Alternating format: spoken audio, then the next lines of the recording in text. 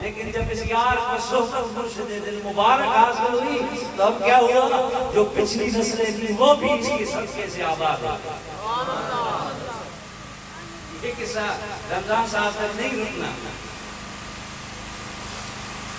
اور آپ کے ذمہ معذرت فقیر میرے حضرت فرماتے تھے جب دنیا کو راضی کرنے کے لیے گفتگو کرو گے تو رب تم پہ لعنت کرے گا۔ تو یہ صرف آپ کے خوش ہونے اور مسکرانے کا ٹائم نہیں ہے، یہ آپ کے تشکر کا وقت ہے، یہ آپ کے لیے شکر کا مقام ہے کہ اللہ نے تمہیں ایسی اولاد عطا کی۔ اس کی کیا مجال؟ اس کی کوئی عمر ہے، کوئی عقل ہے؟ میری عمر اور عقل نہیں کہ اپنا فیصلہ اپنی بہتری کا کر سکتے۔ آپ کے پاس تجربہ اور عمر کی نچوڑ ہے، آپ فیصلہ کر سکتے، ہمارے فیصلے میں نقص ہوگا، آپ کے فیصلے سے وقت ہوگا، اس کا انداز مقرر ہوگا، اس کی قوت ہے نہیں۔ جس رب نے اس بچے کے قلب کو اپنی ہدایت کی راہ کے ساتھ جوڑنے سے پہلے لکھ دیا، آپ کے اوپر لازم ہے کہ اس رب کا شکر ادا کرو۔ خدا ودا دے رہا ہے احسان، ارے جہاں بچے تیرے حکم سے نافرمان پھر رہے ہیں وہاں تم نے مجھے وہ اولاد عطا کی جو تیرے حکم سر مسجد ہے، میں تیرا شکر ادا کرتا ہوں۔ یہ مقام شکر ہے والدین کے لیے۔ ہم میں سے ہر وہ جس کی اولاد کو اللہ اپنے تعلق کی توفیق عطا فرمائے۔ تضاد میں ہم اتنا دور نکل گئے، مقام کا پتہ نہ چلا، کھڑے کہاں ہیں، کھڑا کہاں ہونا تھا۔ میں نے عرض کیا دو حصے ہیں، ایک یہ اور ایک یہ۔ یا تو تمہیں دائیں ہاتھ میں تمہارا نامہ اعمال دیا جائے، یا تو تمہارے بائیں ہاتھ میں تمہارا نامہ اعمال دیا جائے۔ جب دائیں ہاتھ والا لوگے تو مسکراتے ہوئے سرخرو چہروں کے ساتھ حشر کے میدان میں پھرتے رہو گے۔ جب بائیں ہاتھ والا لوگے نامہ اعمال، اگر تمہارے بائیں ہاتھ میں پکڑا دیا گیا ترہقھا ذلہ وابصارھا خاشعہ، حال کیا ہوگا تمہارا؟ تمہارے چہروں پہ ذلت اور رسوائی ہوگی، گردنیں جھکی ہوں گی، ذلت کے آثار چہرے پہ نمودار ہوں گے، پوری مخلوق کے سامنے ذلیل و رسوا کیے جاؤ گے۔ ارے خدا کا احسان مانو کہ یا تو تمہارے دادا کو رب نے نیکی کی توفیق عطا فرمائی، یا تمہاری اولاد کو اللہ نے یہ توفیق عطا فرمائی۔ اگر باپ کی نسبت عنایت ہے تب بھی شکر کا مقام، اگر اولاد کی نسبت عنایت ہے تب بھی شکر کا مقام۔ خدا ان بھائیوں کو توفیق عطا فرمائے، آپ کو لاکھ لاکھ مبارک ہو۔ 4 دنوں کی زندگی ہے، جب آئے ہو گزر جائے گی۔ بطور اولاد اپنے والدین کے ساتھ احسان کرو، خدا کا واسطہ ان سے احسان کرو، اور اولاد کا احسان والدین کے ساتھ حسن عمل ہے۔ مولانا صاحب نے فرمایا یا 2 چیزیں مراد ہیں۔ اللہ رب العزت لا تقنطوا من رحمت اللہ، یہ تو فرما دیا۔ جو پہلے الفاظ ہیں اصل طاقت ان میں ہے۔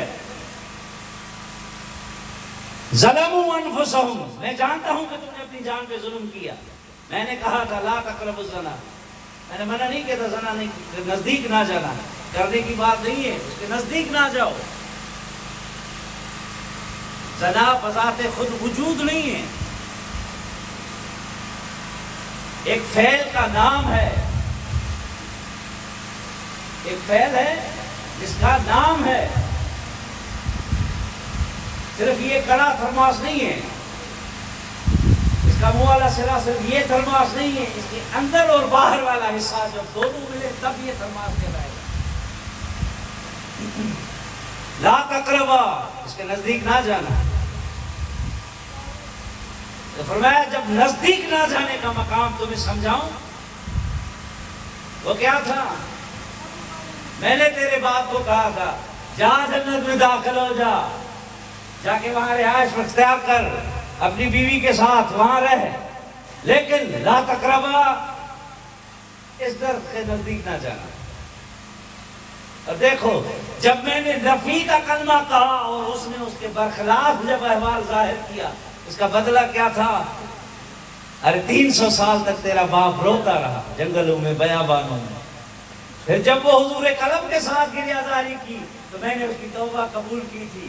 تو سن رکھ، اگر وہ ایک کا اعمال تھا، وہ ایسا احوال تھا جو جنت میں ظاہر ہوا تھا، تو تو غلیظ دنیا میں غلاظتوں بھرے عمل کر رہا ہے. بتا تجھے کتنی صدیاں لگیں گی روتے ہوئے رب کو منانے کے لیے. ایسی مقبولیت کیا ہے؟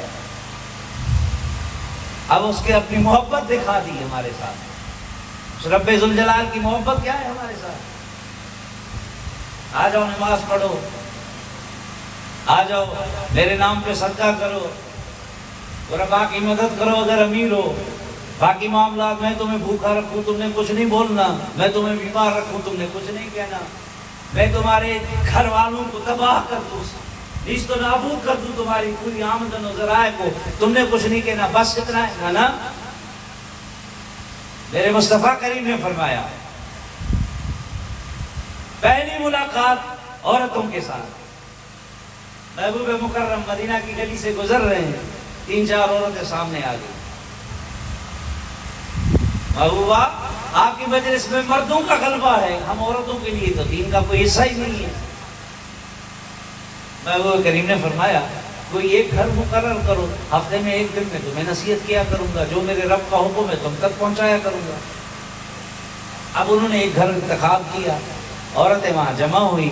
جو میرے نبی کا پہلا ان کے ساتھ خطبہ تھا، جو پہلا کلام تھا وہ یہ تھا، اے عورتوں بے شک حوصلے اور ایوان میں تم کمزور ہو مرد کی نسبت، تو جب پہنچے تمہیں کوئی مصیبت تو صبر کیا کرو.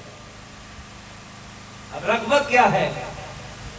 جب ایک والدہ کے جسم سے بچہ ظاہر ہو اور وہ دنیا میں جب رب چاہے اسے واپس بلا لے وہ فوت ہو جائے، تو فرمایا جب حشر کا روز ہوگا اللہ رب العزت، وہ تو بچپن میں فوت ہوا، کوئی 6 مہینے میں ضائع ہوا، کوئی 8 مہینے میں، کوئی 10 کے بعد پیدا ہوا مر گیا، کوئی 2 سال جیا، کوئی 5 سال جیا. فرمایا اس کے ذمہ کوئی گناہ نہیں ہے. حشر کے روز اللہ حکم فرمائے گا کل جنہ جا تو داخل ہو جا، تو وہ عرض کرے گا میں کیسے جاؤں میرے ربا، نہ دنیا میں نے والدین کو دیکھا، اب آخرت میں بھی ان کو نہ دیکھوں، ان کے بغیر میں کیسے جاؤں. والد کے ذمہ زنا ہے، والدہ کے ذمہ نافرمانی ہے، جھوٹ ہے، غیبت ہے، فساد ہے، سارے گناہ ان والدین کے ذمہ ہیں. لیکن وہاں ان کے گناہوں کی گنتی نہیں ہو رہی، اس بچے کے اوپر اس رب کا احسان ظاہر کیا جا رہا ہے. جا اپنے والدین کو لے اور جنت میں داخل ہو.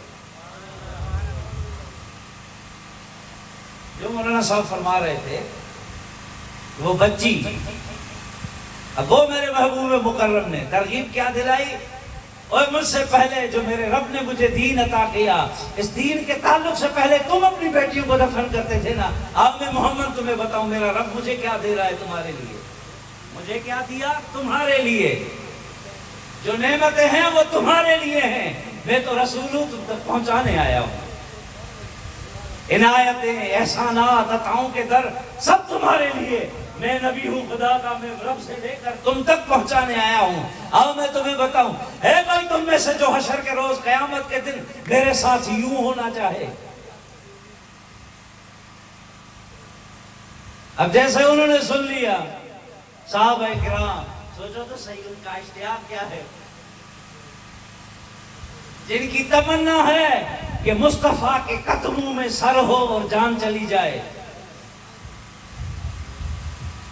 بابا جی کی بات سن لو، کام ختم نہیں ہوگا.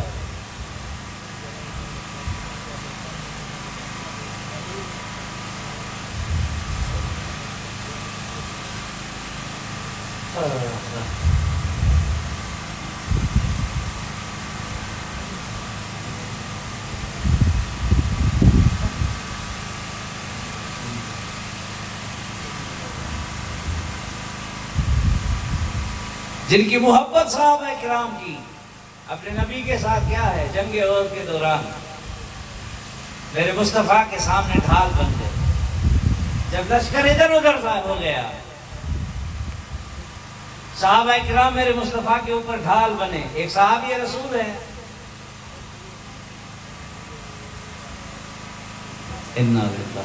میرے ذہن میں ان کا نام نہیں آ رہا. اب وہ زخمی ہو گئے، مصطفیٰ کے سامنے کھڑے رہے. حضرت ابو دجانہ، آپ کے ہاتھ میں تلوار ہے، مصطفیٰ کو اپنے سینے سے بھینچا ہوا ہے کہ کہیں پیچھے سے کوئی تیر آ کر میرے محبوب کو زخمی نہ کر دے. یہ عالم ہے میرے محبوب کے غلاموں کا. وہ جسم پہ تیر کھا رہے تھے، زخمی ہوتے جا رہے ہیں. اور وہاں میرے محبوب کا ایک غلام ہے جو اس سے پہلے زخمی ہو کر گر پڑا. رسول اللہ نے فرمایا اسے میرے پاس تو لے آؤ، جو میرے لیے ڈھال بنا اسے تو میرے پاس لاؤ.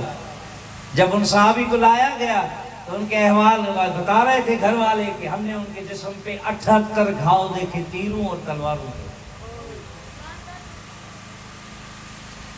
علامہ طبری نے اسے اپنی تاریخ میں کافی تفصیل سے بیان کیا.